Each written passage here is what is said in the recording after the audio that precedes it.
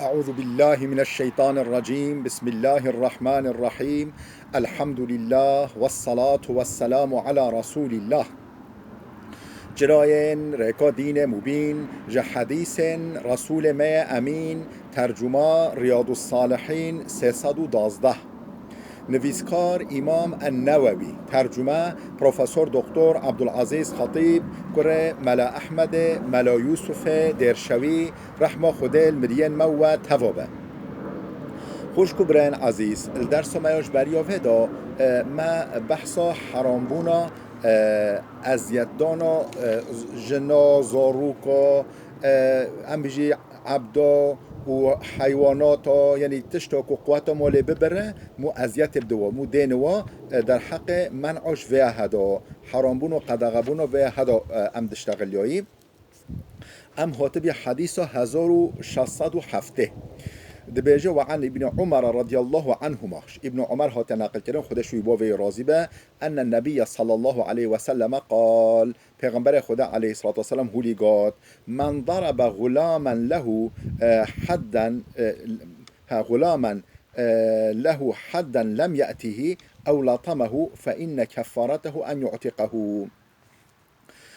کسی کو دین غلامی خو دین عبدی که خو کوله خوی زمانه و جا یعنی جزای حق نگیری مثلا بیش جزا که کربه جزا که شرعی دینی گرو دین اسلامه او جدا یعنی به حق و به سبب دین خلامی خواه ولا طمه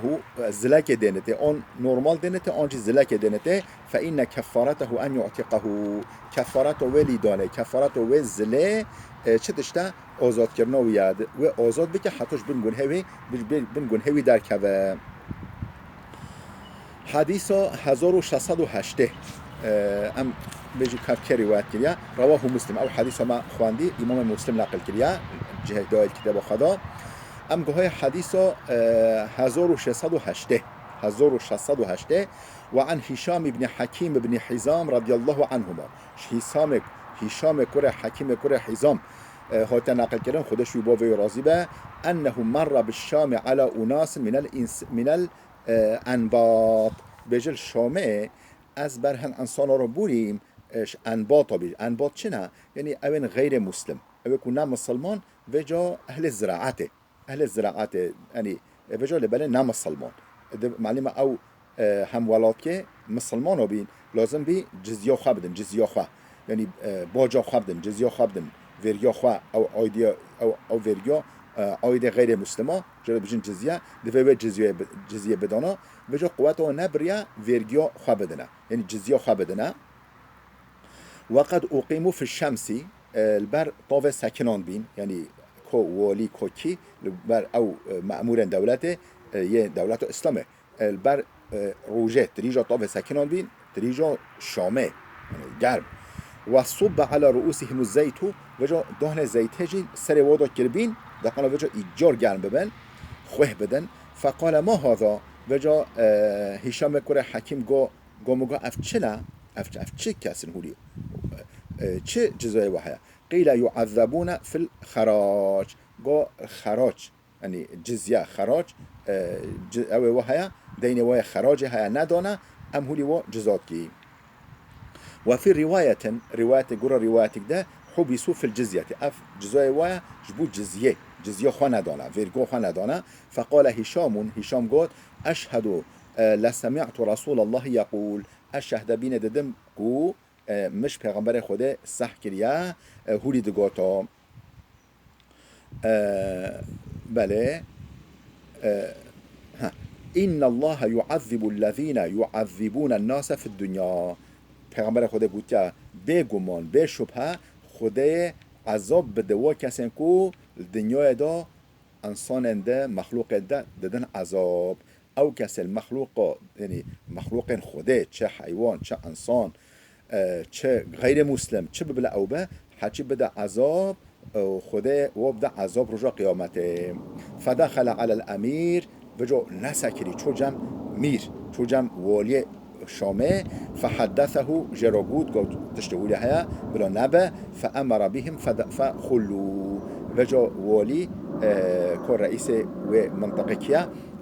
امر کرد او بردان سرباز بردان او جزای وار سوار را کردن. رواه مسلم. اف حدیث امام مسلم نقل کرده خود جرازی به حديث 1609 وعن ابن عباس رضي الله عنهما. ابن عباس هات نقل كلام خودش وباوي راضي قال قوتي رأى رسول الله صلى الله عليه وسلم حمارا موسوم الوجه. پیغمبر خدا کردید و جا رویوی داغدایی بی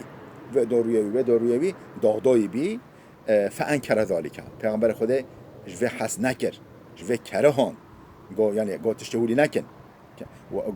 فقال قلت پیغمبر والله لا أسيمه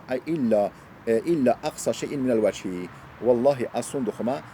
مثلا او كريم بيا ما او داغنادا انجغش دراش حمي درا دورترش روی وی كده دراش حمي درا دورترش بدناوی دا روی وی كدش حمي درا دورتره من ود داغ بدا. چرا داغ دانا دقنا بیاورن وکه نشانه که دقنا او یعنی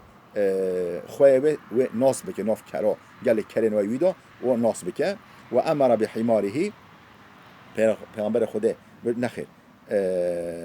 و جا ابن عباس امر کرد کو کروی یعنی کروی به دادان فکوی فی جاعرته کما خویدا پشتا رانوی سر رانوی دا پشتا کما خویدا و ده داغدان یعنی ولی اشارت کردن دا ولی نکو شاوتینن ولی اشارت کردن بقنا به ناس کردن. فهو ابن عباس اول من کول جاعرتین او یعنی مروه اولا یکمینکو کما خو کره خو داغدایی یعنی گوت روی پیغمبر خوده گو روی کرجی بر روی و داغ ندنه. رواه مسلم. اف حدیث امام مسلم نقل کرده خودش راضی به حدیث 1610 وعن جابر رضي الله عنه. جابر هو تناقل كنا خود راضي به أن النبي صلى الله عليه وسلم مر عليه حمار قد وسم في وجهه. بيجي پیغمبر خدا عليه السلام يعني کرک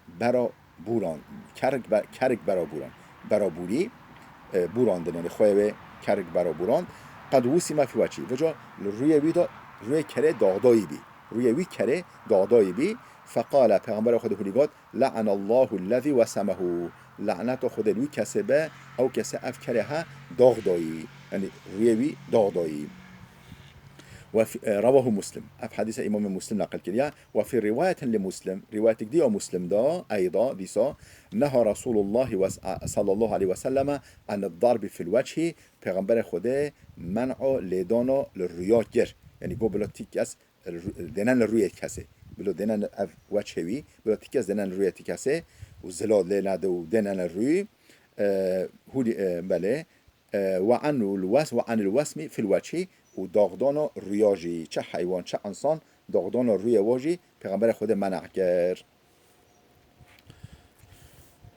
بله ام هاتی سر بحث ده بيجي باب تحريم التعذيب بالنار في كل حيوان حتى النملة ونحوها. بحث